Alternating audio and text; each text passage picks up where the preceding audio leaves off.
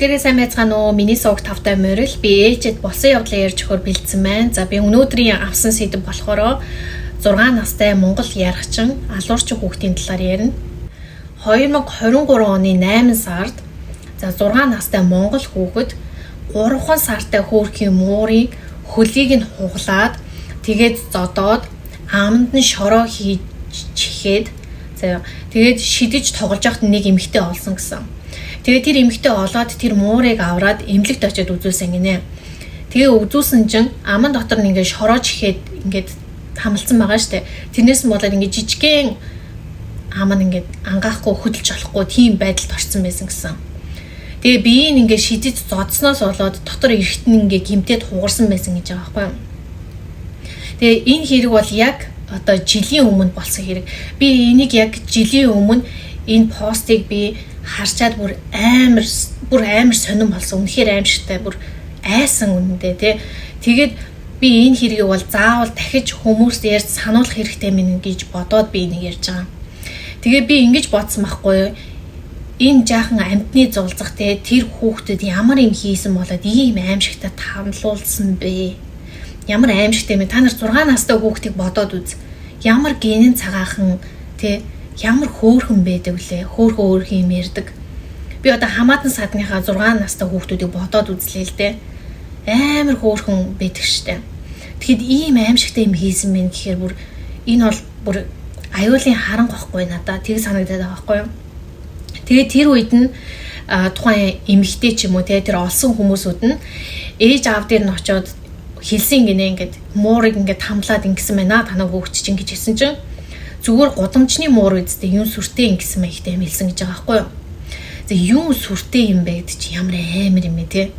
Одоо энэ бас монголчууд ийм болчихжээ.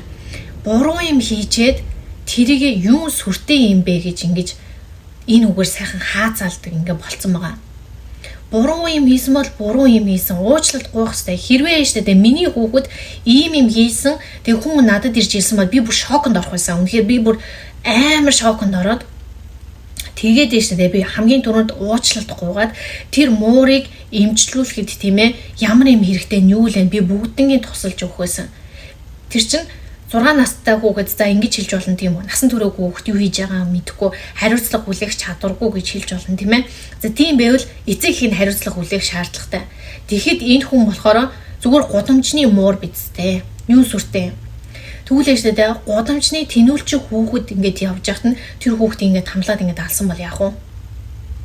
Адилхан шүү дээ. Энэ чинь л ингэж амьтны адилхан зулцах шүү дээ тий. 3 сартай зулцах.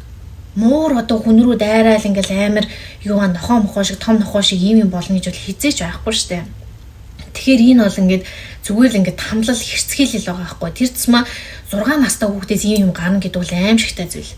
Тэгээд тэр ээж аав нь те юу гэдэг чинь тэр имчилгээнийхэн зардлыг нөгөө ч юм яаж ээж ингэ асуугаад байдаг чадлаараа ингээд явсан бол бас л ойлгож болно. Тэгээд дээрэс нь хүүхдтэйгээ ярилцаа тэгээд сэтгэл зүйч энэ төр очиод ингэж болохгүй шүү те ийм юм бол яана миний хүүхд ийм болчлоо гэнгээ санаа зовоод ийш жишээ явах ухаантай те ухамсартай тийм хүн бол ингэж явах хэвээр. Тэгэхэд ийм юм хэлээ сууж яах гэдэг бүр хайраад энэ шүү. Тэгээд энэ 6 настай хүүхэд цаашаа хэн болж төлөвшвэ гэдэг нь бас аимшигтай. Тэгээ бид нар зөндөө болсон явдууд аимшигтай хүмүүсийн талаар сонсч ирсэн тийм ээ. Алуурчин хүн хүч хэрхийлдэг хүн, хүнд муухай юм хийдэг, нийгэмд аюултай хүмүүсийн талаар зөндөө түүх сонссон. За ингээд сонсоод үзэхэд ихэнх нь багаасаа ийм уур уцаартай, хэрцгий зантай, тий амьтанд хамладаг, ийм амьтанд муухай юм хийдэг ийм хүүхдүүд байсан байдаг. Тэгэхээр энэ бол маш аюултай нөхцөл байдал байгаа. Тэгээ тухайн үед 2023 онд ийм юм болоход одоо тэр хүүхдүүдийн сэтгэл зүйн янз бүрийн юмыг хариуцдаг нийгмийн ажилтнаж байдаг. Иймэр хүмүүсүүд нь одоо очиж уулзсан байдаг юм болов. Би уулзаагүй л гэж бодож байна. Уг нь бол уулзах шаардлагатай байх гэж бодож байна. Ээж аавтай нь уулзаад эн чинь ингэж болохгүй шүү, тэгэж болохгүй шүү гэж ярилцдаг тий. 2023 онд яг шүүдэр цэцэг гэж зохиолчгийн пост биччихсэн мэлээ. Тэрийг нь уншиж өгье.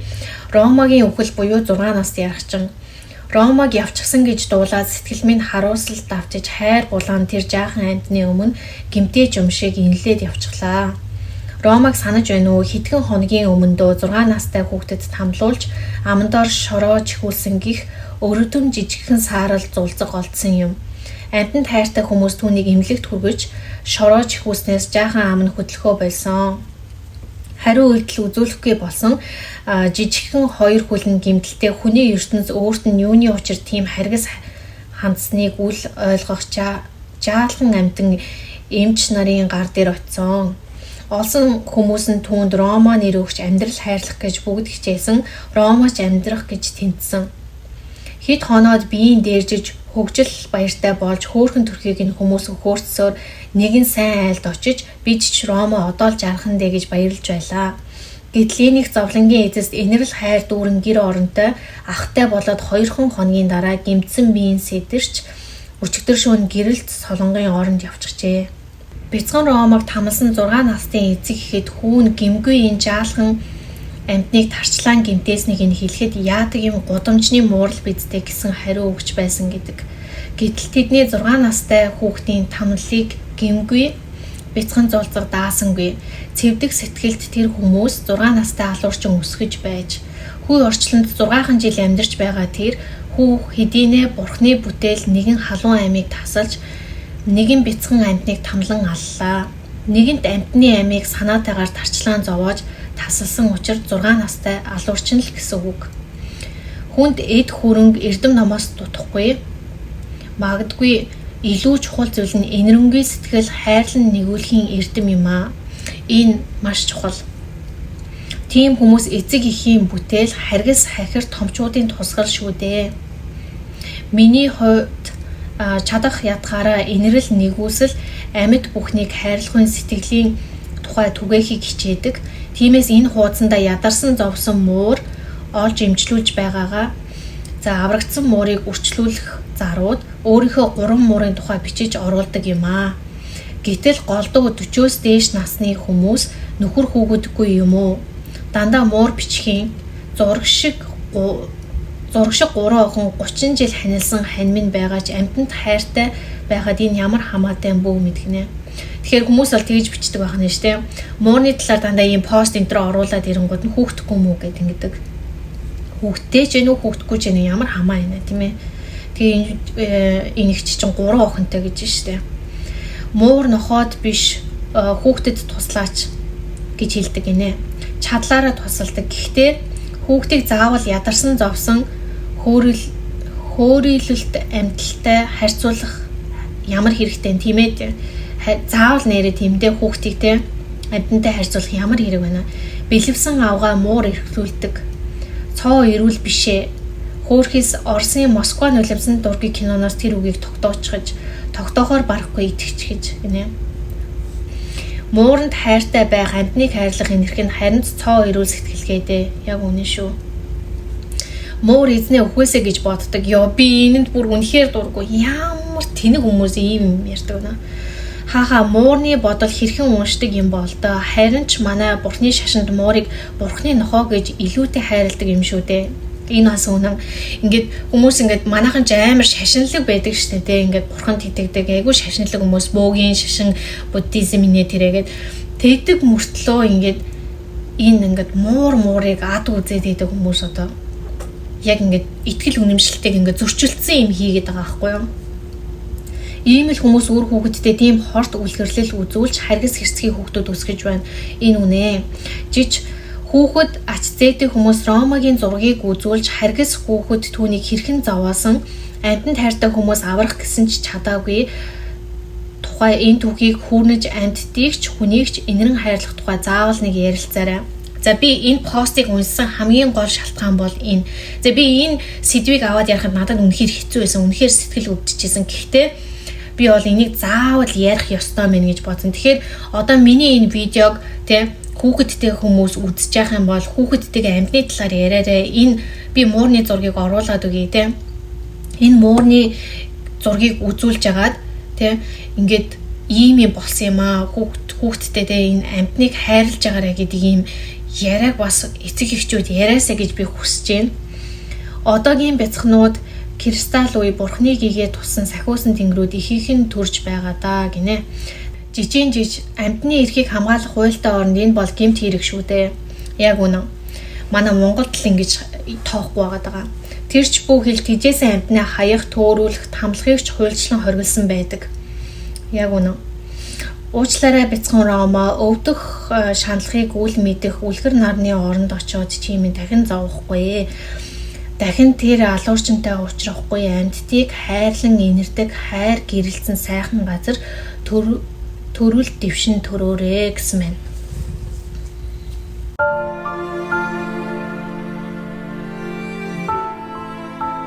Тэгээ энэ постн дээр маш чухал хэд хэдэн зүйлийг дурдж бичсэн байгаа учраас би ер нь энэ постыг унссан байгаа. Тэгээ дээрэс нь бид нар бидэнтэй азтай савар гэдэг групп байдаг.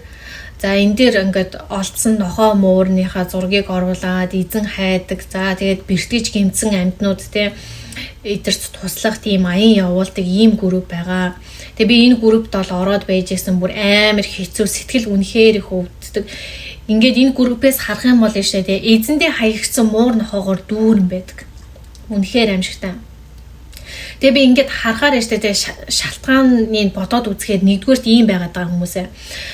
Хүмүүс амтныг сэтгэл хөдлөлөөр авч тижээгээд ийна гэж би үзэж байна. Үнэхээр сэтгэл хөдлөлөөр нэг үед ингээд юу ч бодохгүй сэтгэл хөдлөлөөр ямар хөөх юм бэ, ямар юм бэ гэдэг ингээд аваад тижээж байна. Тэгээ амтан тижээн гэдэг чинь яшээ те яг үр хүүхэд шигээл бодож нэрэ өсгөхийг л хэлнэ гэж би үздэг. Тэгээ үнэхээр тэгж чадахгүй бол бити сэтгэл хөдлөлөөр хандаад ингээд амтан тийжээгээ дараа нь ингээд гаргаад хайчижээл та ийм байж болохгүй тийм ээ.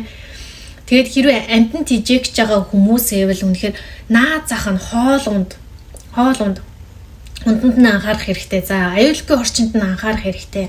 За тэгээд тэр амтанд чинь эмнэлэгт байнга үзүүлдэг, үзлэг хийлэгдэг байна тийм ээ. Спей энтрийн тавиулаач монголчуудаа тижээж байгаа амтандаа спей тавиул. Битгий ингээл янз бүрийн ингээл хамаа намааг ингээ үржилт оруулаад ингээд олон нохоотой олон мууртай ингээ болоод энэ болгоны чи тижээх хүн байхгүй юм шүү дээ тий.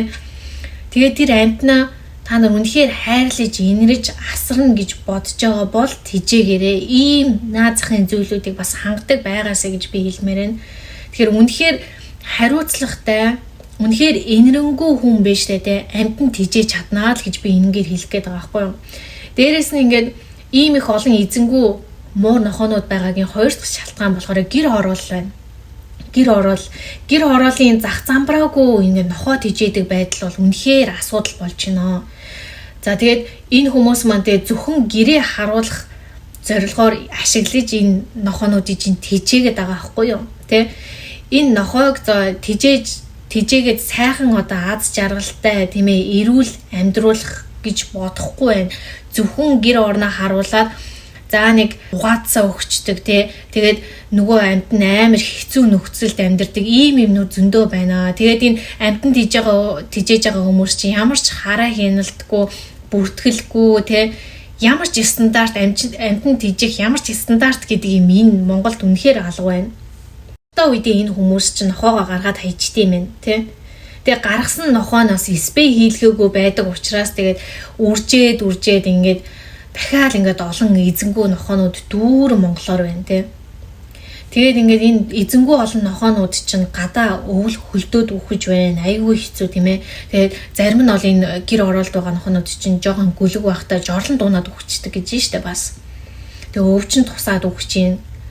Тэгээ муухай сайхан нь хамаагүй угаадсан амар муухай хоолуудаа өгч байна хүмүүс.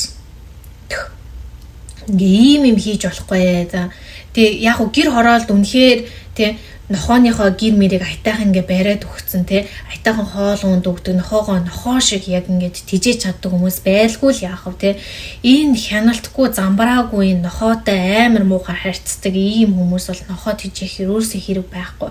Дээрээс нь 3 дугаар шалтгааныг би ингэж харж байгаа. Тэгээ амтан тэгээ тижээмэл амтны энэ хууль гэдэг нь бол бүр ойлгохтой хэрэгжихгүй байна.